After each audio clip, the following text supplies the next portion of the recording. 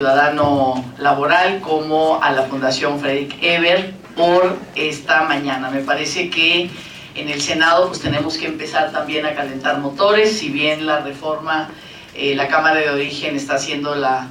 Cámara de Diputados, pues en este Senado de la República tendremos, yo espero, pues simplemente para no tardar más tiempo, ratificar lo que en la Cámara de Diputados, después de este proceso de Parlamento abierto y de toda la discusión que se está dando allá, pues podamos darle trámite rápidamente para que sea una realidad. Ya estamos tarde. Esta reforma que reglamenta la gran reforma constitucional de 2017, tanto del artículo 107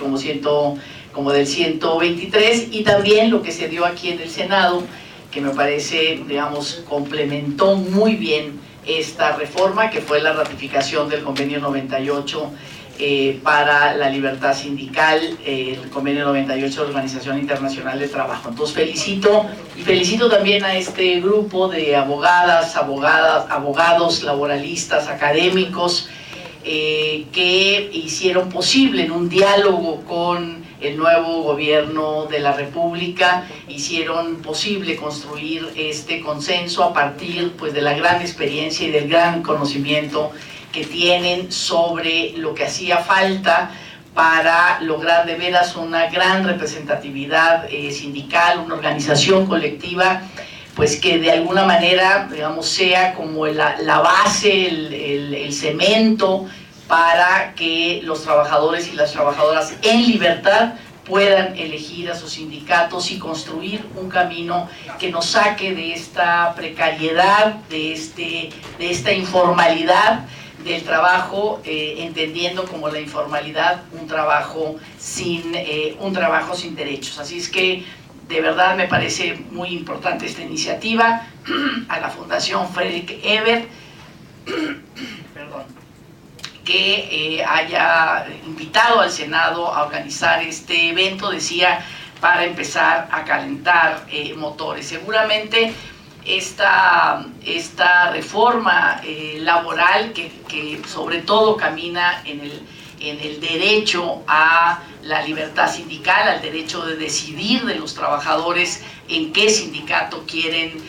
participar, y además, por supuesto, que pues hace realidad la libertad sindical en el sentido de que trabajadores, sin pasar por todo este viacrucis que se pasaba para poder organizar un sindicato, pues se puedan organizar sindicatos incluso para, esto es muy importante, por los nuevos modelos de trabajo, los nuevos tipos de trabajo, el futuro del trabajo, que es un futuro que no conocemos en este momento, por lo menos no terminamos de conocer cómo será a partir de la revolución tecnológica en la que estamos, que va a necesitar organizaciones colectivas que antes eran organizaciones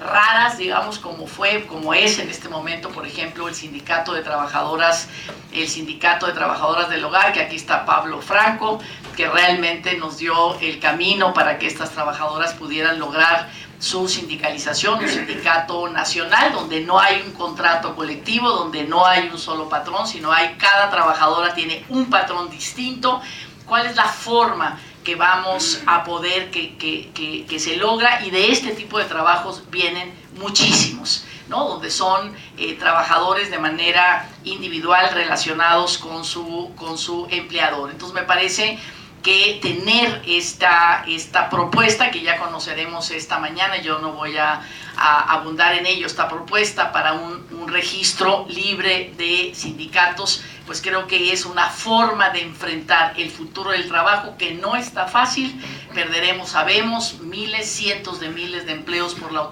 automatización, y surgirán otros empleos que en este momento, decía, quizás no sabemos todavía bien a bien qué tipo de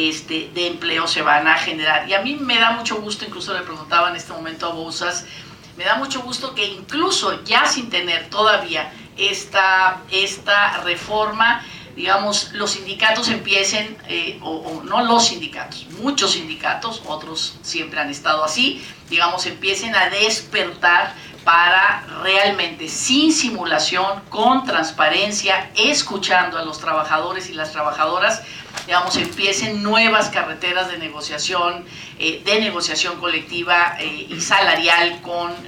los empleadores, como es el ejemplo en este momento de Walmart, ¿no? Donde hay, digamos, un sindicato que está ahí, que despierta, porque pueden venir otros sindicatos a quitarle el contrato colectivo si no se pone verdaderamente al frente a defender los derechos de las trabajadoras y lo que está pasando, por supuesto, en la frontera. Y ahí, digamos, el diálogo social con los sectores empresariales es que no podemos tener paz laboral, esta llamada paz laboral, es decir, la ausencia de conflicto a partir de condiciones precarias para los trabajadores, condiciones salariales, condiciones de jornada laboral. Somos el país de la OECD que trabaja más horas, 2.600 horas, y somos de los más improductivos y ganamos menos. Es decir, si queremos mayor productividad, la fórmula jornadas largas con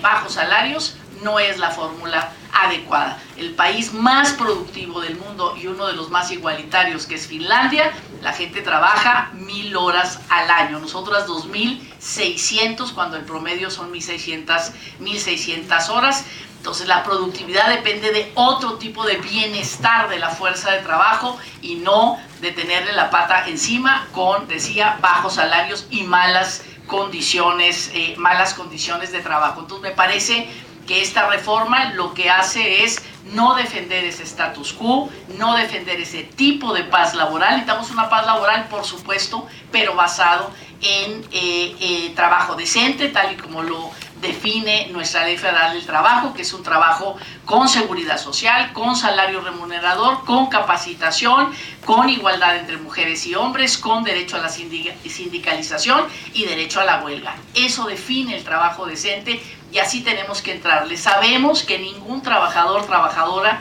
se lanza a la huelga nomás porque sí, se deja de recibir salario, es una situación difícil, es una situación precaria, es el último recurso, el último derecho al que se acoge un trabajador, un sindicato, frente a la imposibilidad de ganar mejores condiciones. Así es que, sin embargo, pues es un derecho y por supuesto hay que hacer uso de este derecho y no se quiebra la paz laboral porque los trabajadores asuman el derecho a la huelga. Se quiebra la paz laboral si realmente no entramos en una nueva modalidad de relación donde las trabajadoras y los trabajadores logren mejores digamos, condiciones de trabajo. Así es que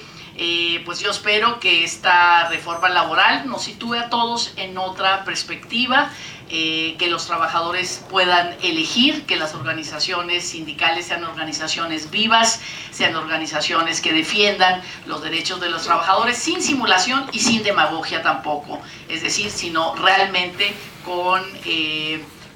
evidencia, con realmente, digamos, teniendo en la mano la información para poder exigir estos nuevos derechos y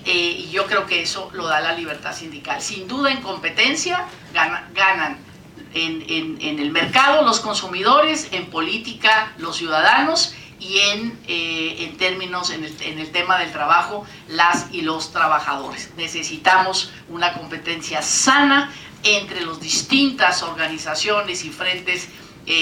sindicales y seguramente tendremos un mundo del trabajo que nos va a generar mayor igualdad. Somos uno de los países más desiguales del mundo, de las economías más ricas del mundo, quiere decir que algo no está funcionando. Desiguales y riqueza, algo no está funcionando y qué mejor que con el trabajo que a la gente nos dignifica, nos hace salir por nuestra subsistencia, nos hace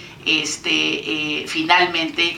reivindicarnos como personas, dignificarnos como personas, que en nuestra vida esté la posibilidad de seguir viviendo y de subsistir, nos la dé el ingreso que ganamos por nuestro trabajo. Entonces, pues a favor del trabajo decente, a favor de la libertad y la democracia sindical, a favor de una mejor justicia laboral que garantiza seguramente esta reforma que esta mañana escucharemos, y pues aquí en el Senado listos y listas para recibir y hacer lo que nos toca para que esto sea una realidad. Muchas gracias.